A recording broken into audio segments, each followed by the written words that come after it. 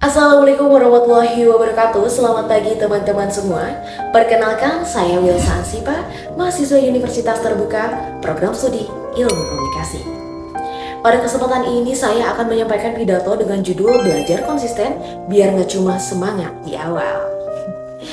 Bagaimana kabarnya hari ini? Semoga tetap semangat ya buat belajar dan berkembang. Tapi jujur aja, siapa di sini di antara kita yang semangatnya sering cuma muncul di awal? Minggu pertama kuliah mulai rajin, minggu berikutnya mulai goyah, lalu perlahan hilang begitu saja.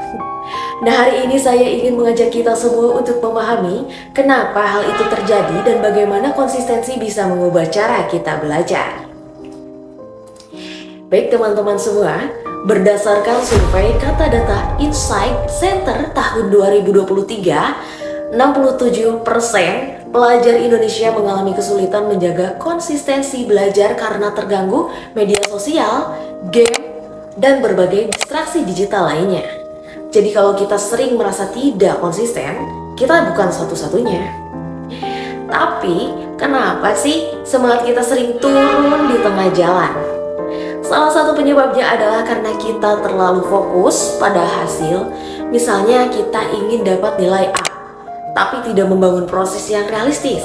Kita membuat target besar, tapi lupa membangun kebiasaan kecil. Padahal menurut American Psychological Association, kebiasaan kecil dilakukan setiap hari dapat meningkatkan produktivitas hingga 25%. Belajar 20-30 menit per hari jauh lebih efektif dibandingkan belajar maraton menjelang ujian. Nah, selain itu juga riset dari Harvard Business Review tahun 2022 mengungkapkan bahwa orang yang menuliskan tujuan jangka pendek setiap minggu ternyata lebih mampu mempertahankan motivasi. Artinya, konsistensi itu bukan soal punya semangat besar, tapi soal komitmen untuk terus bergerak sedikit demi sedikit. Nah, teman-teman semua, proses belajar bukanlah perlombaan. Kita tidak perlu membandingkan perjalanan kita dengan orang lain. Belajar adalah perjalanan panjang yang penuh naik turun. Penelitian dari Stanford University tentang growth mindset menyatakan bahwa orang yang percaya kemampuan dapat berkembang lewat latihan akan lebih kuat menghadapi tantangan. Nah, jadi kalau hari ini kita merasa gagal, itu bukan akhir, itu pertanda bahwa kita sedang bertumbuh.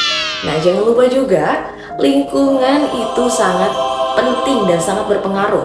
Jadi menurut studi University of Michigan, dukungan sosial yang positif dapat meningkatkan motivasi belajar hingga 30%.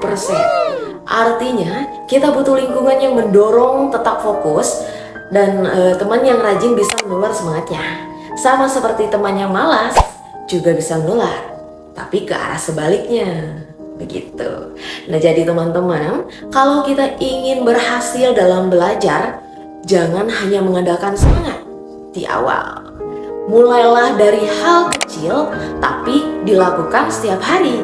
Kita tidak perlu menunggu mood bagus untuk bergerak, karena sebenarnya semangat itu muncul setelah kita mulai bertindak. Ada pepatah yang bilang, air yang menetes terus-menerus bisa melubangi batu. Usaha kecil yang kita lakukan hari ini mungkin belum terlihat hasilnya, tapi suatu saat kita akan menjadi kekuatan besar gitu. Jadi mulailah dari hal kecil ya. Baca satu halaman, buat catatan singkat, atau belajar 10 menit. Yang penting adalah bergerak dan konsisten.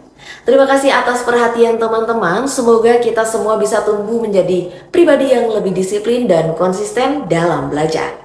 Wassalamualaikum warahmatullahi wabarakatuh.